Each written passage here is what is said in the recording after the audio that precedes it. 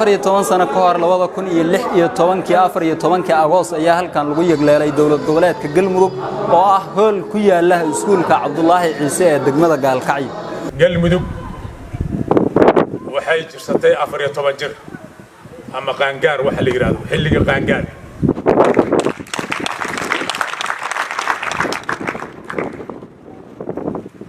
mustaqbalkeeda marka midda hadda jirto wuxuu ka duwan yahay midii hore sababtoo uga duwan yahayna waa inta hadda aad sheegteen nuxurkii ama iftiinkii jaamacadan ka bilowday ayaa gaaray maamulkii sidaas darteed hadda Bluetooth connected wuxuu ka duwan yahay maamuladii hore haddii maamuladii hore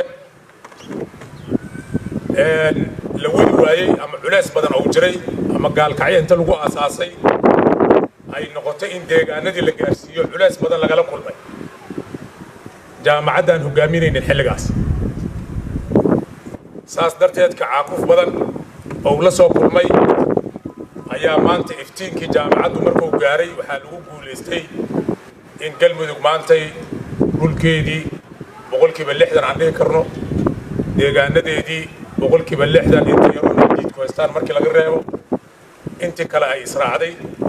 lagu guuleystay inay yeelato hal madaxweyne iyo hal caasimad iyo hal xukuumad iyo hal baarlamaan in maantay ayadu inta khilaafaadkeedii iyo mushkiladeedii xallisay muddo kooban oo yar midii Soomaaliya iyo federaalka iyo sida loo dhisi lahay hadda ay bilowday ay ku mashquulsan tahay maanta ay marayso in dawlad goboleedyo badan ay yiraahdaan Galmudug hal lagu daysado